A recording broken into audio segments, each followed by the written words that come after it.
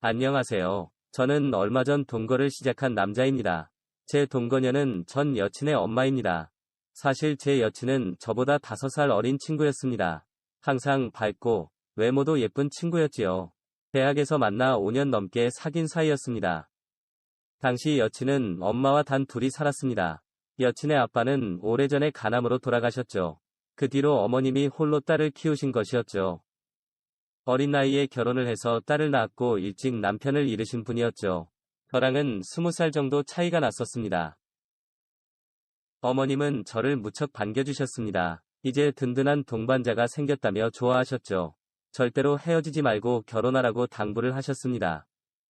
저 역시 여친과 결혼을 할 생각이었습니다. 이렇게 예쁘고 착한 여자를 놓치고 싶지 않았죠. 어머님께도 든든한 아들이 되어드리겠다고 했습니다. 저는 정말로 여친의 집에 자주 갔습니다.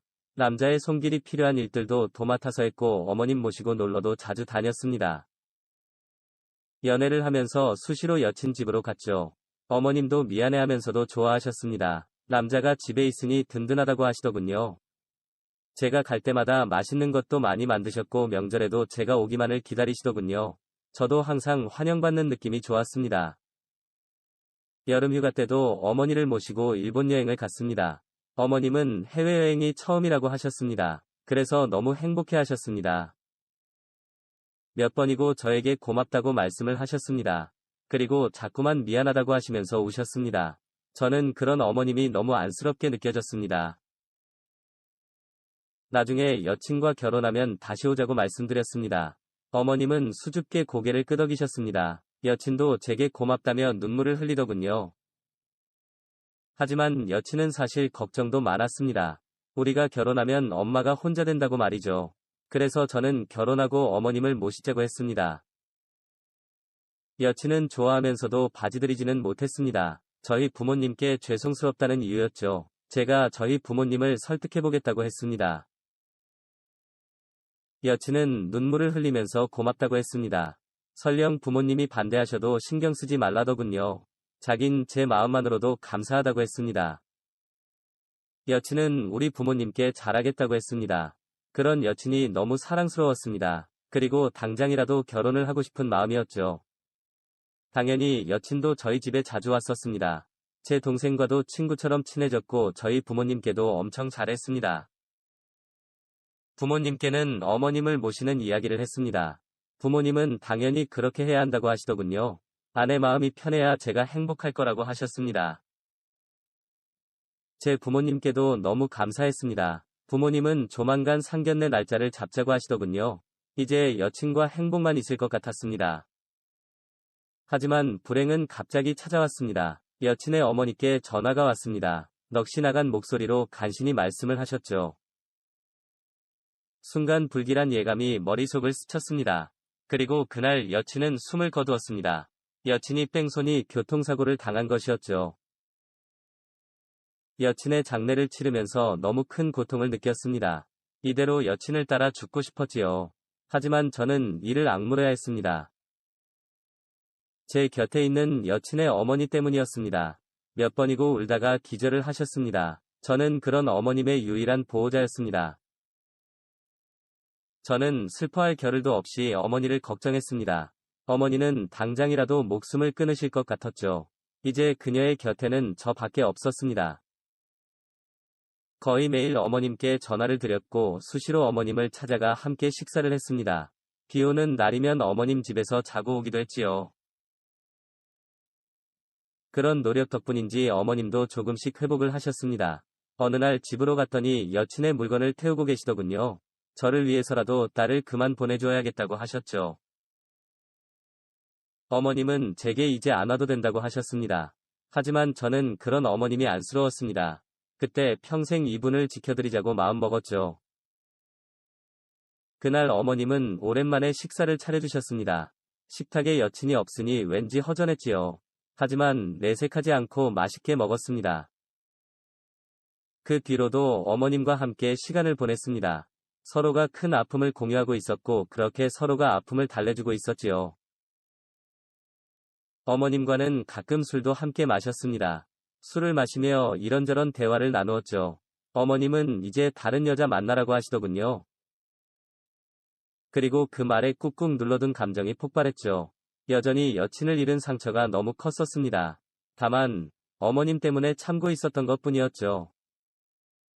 그제야 저는 눈물을 펑펑 쏟으며 울었습니다. 제가 서럽게 울자 어머님이 놀라시더군요. 어머님은 그런 저를 꼭 안아주셨습니다. 우리는 정신없이 눈물을 쏟아냈습니다. 어머님의 위로가 많이 도움이 되더군요. 마치 여친이 다시 온 것 같았지요. 우리는 감정을 숨기지 않기로 했습니다. 슬플 때는 울었고 서로 위로를 해주었죠. 우리는 그렇게 함께 슬픔을 이겨나갔죠. 친구처럼, 가족처럼 그렇게 지냈습니다. 하지만 우리의 마음은 너무 지쳐 있었습니다. 그래서 기분 전환이 필요하다 생각했습니다. 어머님이 가장 행복해하던 모습이 떠올랐습니다. 그래서 어머님께 여행을 가자고 말씀드렸습니다. 잠시 망설이셨지만 이내 고개를 끄덕이셨죠. 그리고 저는 곧바로 일본 여행을 예약했습니다. 여친과 셋이 함께 갔던 바로 그곳이었죠. 어머님이 너무 좋아했던 추억이 있는 곳이었죠. 우리는 여친과 함께 묵었었던 그 료칸에서 묵었습니다. 여친과 함께 갔던 노천탕에도 갔고 함께 맛있게 먹었던 식당도 찾아갔습니다. 그리고 우리는 같은 방에서 묵었습니다. 조금 간격을 두고 잠자리를 준비했습니다. 어머님은 고맙다고 말씀을 하셨습니다. 제가 아니었다면 딸을 따라갔을 거라고 하셨죠. 어머님의 눈에는 또 눈물이 맺히고 있었습니다. 어머님은 제게 고맙다고 말씀하셨습니다. 저는 어머님을 안아드렸습니다. 어머님도 자연스럽게 제 품에 안기셨습니다. 저도 어머님께 고맙다고 말씀을 드렸습니다. 우리는 서로를 바라보며 미소를 지었습니다. 서로 같은 아픔, 희망을 가진 느낌이었죠. 이 사람과 함께라서 다행이라는 생각이 들었죠. 어머님의 눈빛을 보며 복잡한 감정을 느꼈습니다. 어머님이자 친구이고 연인 같은 느낌이었습니다. 저도 모르게 그녀의 입술에 키스를 하게 되었습니다. 그냥 본능이 이끄는 대로 행동을 했죠. 어머님이 멈칫했지만 거부하지 않으셨습니다. 우리는 본능이 이끄는 대로 행동을 했습니다. 우리는 눈빛이 마주친 순간 알 수 있었습니다. 어머님도 원하고 있다고 확신했죠. 그래서 더 용기를 냈습니다. 마치 여자친구가 살아 돌아온 기분이었습니다. 그렇게 우리는 사랑을 하게 되었죠. 어머님도 저를 그렇게 받아주었습니다. 다음날 아침에도 우리는 꼭 붙어 있었습니다. 우리는 서로의 체온을 느끼며 함께 아침을 맞이했지요. 그녀가 부끄러운 듯 제 가슴이 얼굴을 묻었습니다. 큰 실수를 한 것 같아 조금은 두려웠습니다. 그것은 그녀도 마찬가지였습니다. 우리는 한동안 서로 아무런 말도 못했지요. 하지만 저는 진심으로 그녀와 함께하고 싶었습니다. 그래서 다시 그녀를 바라보았습니다. 아무 말 없던 그녀도 고개를 끄덕이더군요. 순간의 실수가 아니었습니다. 우리는 서로의 마음을 확인했고, 그렇게 우리는 다시 하나가 되었습니다.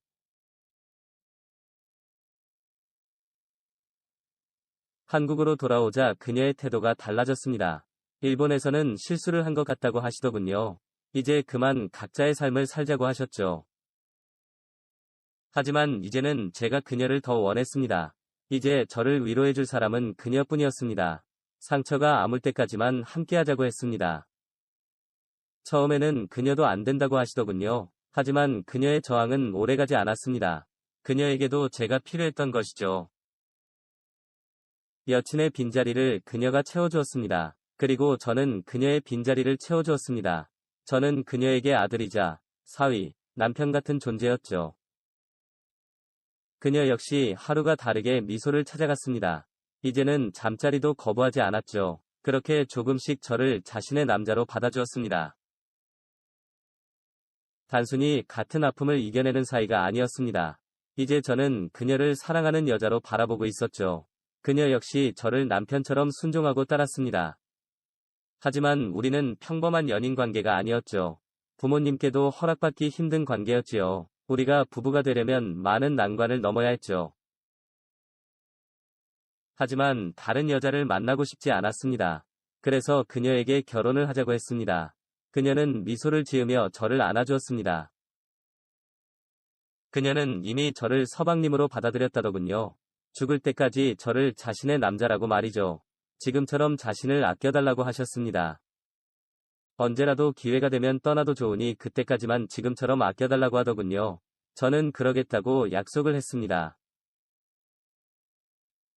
그 이후 저는 그녀와 함께 살고 있습니다. 회사 근처에는 작은 원룸을 얻어놓았죠. 부모님은 제가 거기서 자취를 한다고 알고 계시죠. 하지만 그 원룸은 가끔 한 번씩 가볼 뿐이었습니다. 저는 퇴근은 곧장 그녀의 집으로 하고 있습니다. 그곳은 우리의 보금자리였죠. 퇴근을 하고 집으로 들어가면 그녀가 수줍은 표정으로 남편을 맞아줍니다. 우리는 그렇게 부부로 지내고 있습니다. 영상 시청 감사합니다.